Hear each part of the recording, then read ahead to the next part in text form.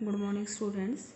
Today we will continue chapter 1 of history for class 9 and chapter name is the French Revolution. Let's start the chapter.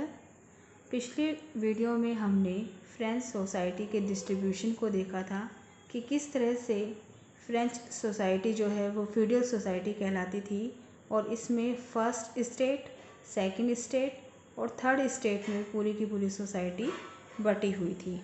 आज हम देखेंगे कि वो कौन से रीजन्स थे जिसके कारण फ्रांस की जो ट्रेजरी थी वो एम्प्टी थी, बिल्कुल खाली हो चुकी थी, क्योंकि पिछले फ्रेंच सोसाइटी के डिस्ट्रीब्यूशन के समय ही हमने देखा था कि लुई 16 के बारे में पढ़ा था और जैसे ही लुई 16 गद्दी पर बैठे तो उन्होंने क्या पाया कि उनकी जो ट्रेजरी है वो बिल्कुल एम्प्टी है, बिल्कुल खाली है।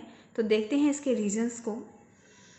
लॉन्ग ईयर्स ऑफ वॉर, लंबे युद्धों के कारण ड्रेन द रिसोर्सेज, जो रिसोर्सेज हैं वो बिल्कुल ख़त्म हो रहे थे। अब सभी को पता है कि फ्रांस के नियर बाय ही ब्रिटेन पड़ता है, यानी कि जैसे हम लोग अगर मैप की बात करें तो ब्रिटेन जो है, ब्रिटेन के साथ ही जो है वो फ्रांस है। ठीक है, तो ब्रिटेन और फ्रांस की हमेशा जो है दुश्मनी देखने को मिली हमें। वो लोग हमेशा जो है अपने वर्चस्व को लेकर के लड़ते रहे, मोनोपोली को बढ़ाने के लिए ये लोग काम करते थे। और इसी दौरान जो इनके वॉर्स हैं, इनको 100 ईयर्स ऑफ वॉर्स भी कहा गया। लगभग 100 सालों तक यूरोप में इन दोनों के बीच में, इंग्लैंड या ब्रिटेन कह लीजिए या फिर फ्रांस के बीच में हमेशा जो है वो वॉर की सिचुएशन रहती थी, वॉर जो है वो होते रहते थे। और जैसे आप सभी को पता है, जैसे जितने ज़्यादा कोई भी कंट्री या नेशन वॉर में अगर इंक्लूड करता है अपने आप को, तो रिसोर्सेज जो है वो ड्रेन आउट होंगे ही होंगे।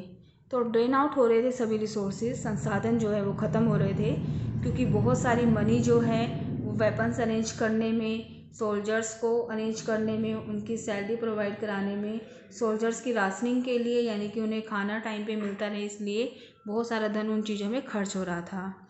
अब इसके बाद नेक्स्ट है maintaining an extravagant court at the immense palace of Versailles. Versailles का एक महल है राजा का, लुई 16 के टाइम पर ये बनकर तैयार हो गया था और इसके दरबार को की शान शौकत के लिए, उसको और अच्छा मेंटेन करने के लिए करोड़ों पैसा जो है इसके ऊपर बहाया जाता था, यानी कि बहुत ज़्यादा धन का वेस्टेज जो है उस राज दरबार को मेंटेन करने के लिए किया जाता था। तो यहाँ पर भी जो इस तरह से अगर हम लोग अपने धन को खर्च करेंगे तो ट्रेजरी का एम्प्टी होना लाजमी था, वो होनी ही होनी थी। नेक्स्ट है अमेरिका वॉर ऑफ इंडिपेंडेंस। अब अमेरिका जो है, जैसे ब्रिटेन की कॉलोनियल सिटी इंडिया था, वैसे ही ब्रिटेन ने अमेरिका को भी अपना उपनिवेशिक शहर बनाया हुआ था, यानी कि ये भी एक उपनिवेश था अमेरिका का, ये कॉलोनी थी। तो इस कॉलोनी के अंदर जो अमेरिका है, अमेरिका ने जल्द ही अपनी इंडिपेंडेंस के लिए आवाज़ उठानी शुरू कर दी। अब ब्रिटेन क्योंकि इसके ऊपर राज कर रहा था और ब्रिटेन फ्रांस का भी दुश्मन था, तो फ्रांस ने अमेरिका को हेल्प करना शुरू कर दिया, क्योंकि आप लोगों को ये पता है कि दुश्मन का दुश्मन तो दोस्त होता है। तो यही जो टेक्निक है ये फ्रांस ने भी अपनाई। फ्रांस ने देखा कि अमेरिका जो है वो ब्रिटेन का दुश्मन है, तो दुश्मन का दुश्मन तो दोस्त हो, तो अमेरिका को फ्रांस ने हेल्प करना शुरू कर दिया। और आप लोगों को पता ही है, जो स्टैच्यू ऑफ लिबर्टी दिया गया था जब अमेरिका आज़ाद हुआ था, तो स्टैच्यू ऑफ लिबर्टी फ्रांस के द्वारा गिफ्ट दिया गया था अमेरिका को। ठीक है, वो इसलिए दिया गया था ताकि अमेरिका ब्रिटेन से अब आज़ाद हो चुका था, तो उसकी खुशी में फ्रांस ने स्टैच्यू ऑफ लिबर्टी जो है वो अमेरिका को गिफ्ट दिया। ठीक है, अब फ्रांस जो है वो सपोर्ट कर रहा था अमेरिका को टू फ्री फ्रॉम ब्रिटेन से फ्री होने के लिए, बट फ्रांस वॉज अंडर डेप्टेड 2 बिलियन लिवर्स। अब जो फ्रांस की उस समय पर जो करेंसी चलती थी उसको लिवर्स कहा जाता था, तो 2 बिलियन लिवर्स के कर्जे में उस समय पर फ्रांस जो है वो डूब चुका था। क्यों डूब चुका था? क्योंकि अमेरिका की हेल्प उसे करनी थी। अब देखिए नेक्स्ट है high interest on loans charge by lenders. अब चाहे फ्रांस को वो धन दूसरी यूरोपियन कंट्री दे रही हूँ, चाहे वो उसके खुद के मनी लैंडर्स जो हैं उसे लोन प्रोवाइड करा रहे हों, लेकिन वो उस पर बहुत ही हाई इंटरेस्ट रखते थे। ब्याज जो है, ब्याज की दरें बहुत ही ज़्यादा हुआ करती थी। Large amount was spend on paying taxes, और बहुत बड़ा अमाउंट जो है वो टैक्सेस के रूप में पे किया जाता था, यानी कि बहुत सारा अमाउंट तो खाली टैक्स पे करने में ही लग रहा था। Regular expenses like maintenance of army, court, government offices और यूनिवर्सिटी, इसके साथ साथ हर देश के कुछ रेगुलर एक्सपेंसेस होते हैं, कुछ हमारे जो दैनिक खर्चे हैं वो तो होते ही हैं, जैसे कि आर्मी को मेंटेन करना, कोर्ट्स जो बने हुए हैं उसमें जज की सैलरी देखना, ठीक है, गवर्नमेंट ऑफिसेज जो हैं उसका रख रखाव, उसका मेंटेनेंस के साथ साथ जो वहाँ पे वर्कर्स हैं उनको उनकी सैलरी देना, और यूनिवर्सिटी में जो प्रोफेसर हैं उनको जो उनकी सैलरी है वो भी प्रोवाइड कराना, साथ साथ में यूनिवर्सिटी का मेंटेनेंस भी देखना। तो इस तरह के बहुत सारे रेगुलर एक्सपेंसेस हैं जिस पर ये ट्रेजरी जो है वो खर्च हो रही थी, और धीरे धीरे फ्रांस की ट्रेजरी जो है एम्प्टी हो रही थी। Main reason was that tax was paid only by third state because first and second state were freed from paying tax. और इन एम्प्टी ट्रेजरी का एक रीज़न ये भी था कि जितने भी टैक्स देने होते थे वो सिर्फ थर्ड स्टेट को देने होते थे। फर्स्ट स्टेट और सेकंड स्टेट जो हैं वो क्या थे, उन्हें एग्जम्पशन मिली हुई थी पेइंग टैक्स से, यानी कि वो टैक्स पे नहीं करते थे, वो फ्री थे। सबसे ज़्यादा संपन्न कौन थे, फर्स्ट और सेकंड स्टेट के लोग। प्रोस्पेरियस जो हैं वो फर्स्ट और सेकंड स्टेट के लोग थे, लेकिन थर्ड स्टेट के लोग तो इनकम भी उनकी लेस थी, और उसके साथ साथ उन्हें सबसे ज़्यादा टैक्स पे करना पड़ता था। लगभग सारे ही टैक्स जो है वो थर्ड स्टेट से आते थे। तो ऐसे वो लोग कैसे मेंटेन करेंगे, तो कई लोग तो ऐसे थे जो टैक्स भर भी नहीं पाते थे।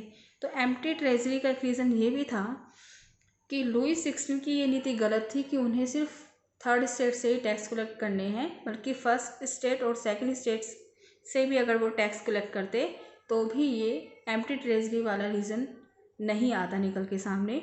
King was force to increase tax on third state. अब राजा ने इसका सोल्यूशन क्या निकाला, देखो राजा ने इसका सोल्यूशन ये निकाला, उसने कहा कि ट्रेजरी जो है वो एम्प्टी हो रही है, खाली हो रही है, अब इसे भरना है। तो राजा ने कहा कि क्यों ना हमें टैक्सेस जो लगा रखे हैं उसको इंक्रीज़ कर दूं, और वो टैक्स भी किस पे इंक्रीज़ करने चाह रहे थे, थर्ड स्टेट पे। तो थर्ड स्टेट पे टैक्स को इंक्रीज़ करने के बारे में राजा ने सोचना शुरू कर दिया। और आगे देखिए इससे रिलेट करते हुए किस तरह से क्रांति जो भड़कती है वो यहीं से कहीं ना कहीं मिलेगी, ठीक है, ये कड़ी यहाँ से मिलेगी हमारी। अब नेक्स्ट है the struggle of survive subsistence crisis. अब सर्वाइव को लेकर के किस तरह का स्ट्रगल देखना पड़ता है। हम लोग सर्वाइव तो आसानी से कर सकते हैं, क्योंकि सर्वाइव करने के लिए जो हमारी 3 बेसिक नेसेसिटी हैं वो हैं ब्रेड, ठीक है, क्लोथ्स एंड हाउस, यानी कि रोटी, कपड़ा और मकान, हमें बस इसी की ज़रूरत होती है। लेकिन उस समय फ्रांस के अंदर ऐसी कौन सी सिचुएशन आ गई थी कि हमने सर्वाइव को भी एक स्ट्रगल बना दिया। और सब्सटेंस क्राइसिस क्या था, इसको भी एक बार देख लेते हैं। सब्सटेंस क्राइसिस की अगर डेफिनेशन की बात करें तो subsistence crisis is an extreme situation when the basic need are endangered. यानी कि सब्सटेंस क्राइसिस एक इस तरह की सबसे कठिन परिस्थिति होती है जब किसी व्यक्ति की बेसिक नीड भी फुलफ़िल नहीं हो पाती, यानी कि रोटी, कपड़ा और मकान जो हमारी बेसिक नीड्स हैं वो भी खतरे में जब आ जाती हैं, तो उस सिचुएशन को हम सब्सटेंस क्राइसिस बोलते हैं। तो आगे देखते हैं इसमें। अब ये सब्सटेंस क्राइसिस आ क्यों रहे थे, इसके कुछ रीज़न हैं, और एक रीज़न था इसमें पॉपुलेशन, यानी कि जनसंख्या का बढ़ना। अब ध्यान से देखिएगा डाटा को। 23 मिलियन इन 1715, 1715 में जो फ्रांस की जनसंख्या थी वो 23 मिलियन थी, और 1789 में आते आते 5 मिलियन इसमें इंक्रीजमेंट हो गया, और 28 मिलियन जो पॉपुलेशन है वो पहुंच गई। अब पॉपुलेशन जब ज़्यादा होगी तो क्या होगा, डिमांड इंक्रीज़ होगी, यानी कि डिमांड जो है वो ज़्यादा होनी शुरू हो जाएगी। और डिमांड ज़्यादा हो रही है लेकिन फूड ग्रेन नहीं बढ़ रहा है, फूड ग्रेन उतना ही प्रोड्यूस हो रहा है, तो क्या होगा, प्रोडक्शन अगर लेस होगा, डिमांड हाई होगी, तो क्या इफ़ेक्ट पड़ेगा, increase in the price of food grain. Food grain के जो प्राइसेस हैं वो बढ़ने लगेंगे, ठीक है ना।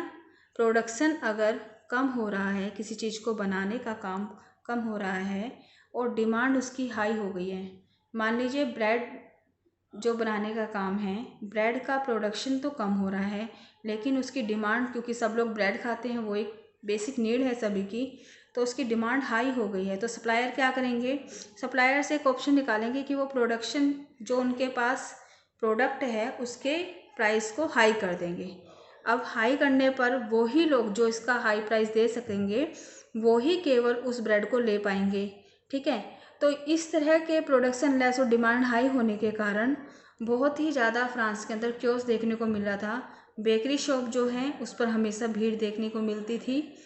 लेबरर फेस प्रॉब्लम, लेबरर्स को सबसे ज़्यादा प्रॉब्लम फेस करना पड़ता था। क्यों? क्योंकि उनके वेजेस जो हैं वो फिक्स थे, लेकिन प्राइसेस जो हैं वस्तुओं के, प्रोडक्शन के या प्रोडक्ट के, वो इंक्रीज़ हो रहे थे।